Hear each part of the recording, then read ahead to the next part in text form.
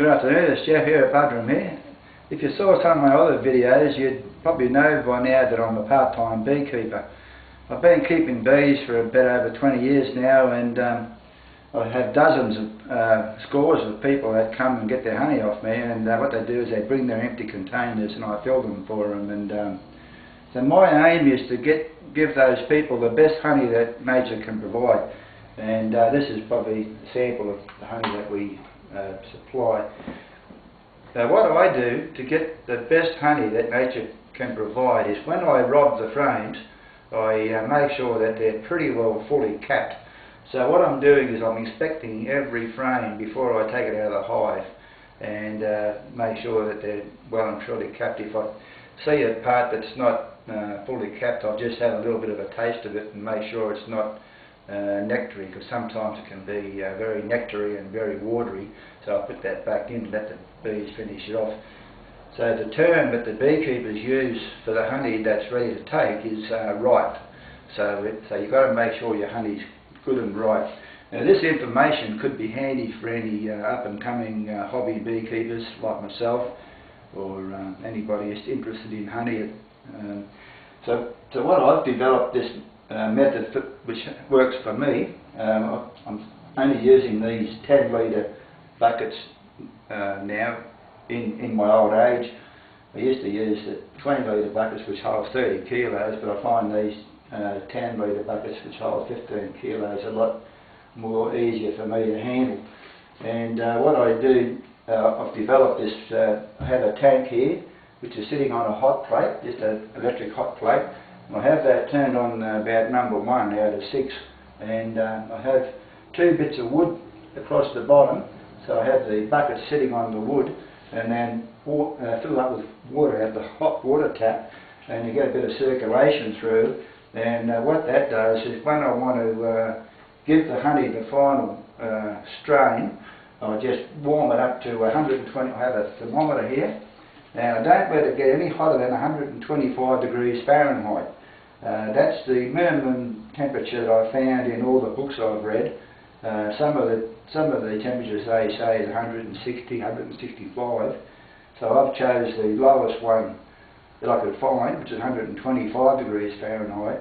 And they say that you can keep honey at that temperature pretty well indefinitely. So I use that temperature to decrystallize the honey as well. So I find this tank just ideal. If I let the honey in these buckets crystallise, I just after 24 hours it'll decrystallise.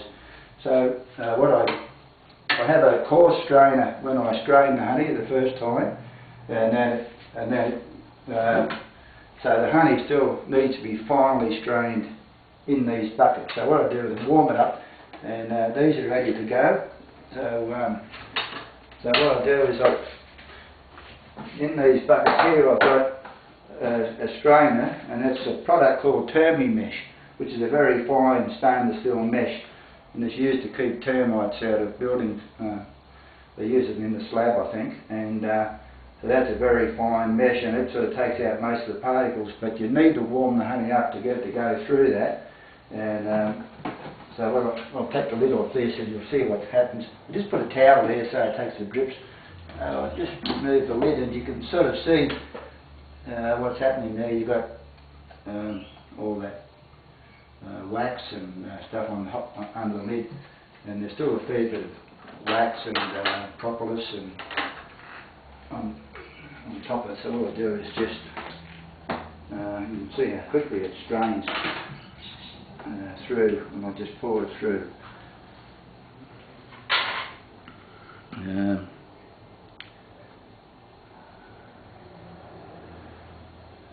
So the idea of getting the honey in premium condition is not only do you take the honey when it's ripe, what the beekeepers call ripe, but the other thing is to get it into the buckets or the container as quick as you can, and get the lid on it and keep it airtight. And if you do that, you can't do much better than that. You know, if you take the honey when it's ripe and you get it into containers and get the lid on really quick and get it airtight, that's the best you can get. And if it tastes good, well that's a bonus, you know, because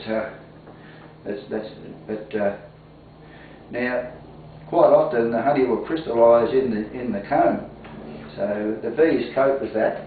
So if you've got honey that crystallises, don't throw it away whatever you do, because crystallising is just a natural process.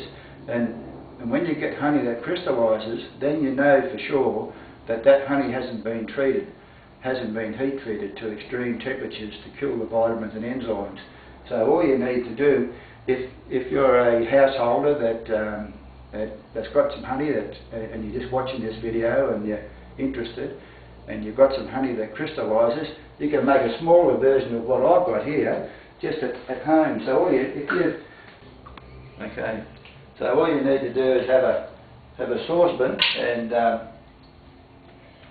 put on the stove on the lowest temperature, and just have 2 bits of wood in there, and just assuming this bucket's got crystallised honey in it, just put that on top of the wood and put hot water out of the hot water tap about 3/4 of the way up, and just keep it on the saucepan on the lowest temperature for maybe an hour or 2 hours, and that'll re-liquefy the honey.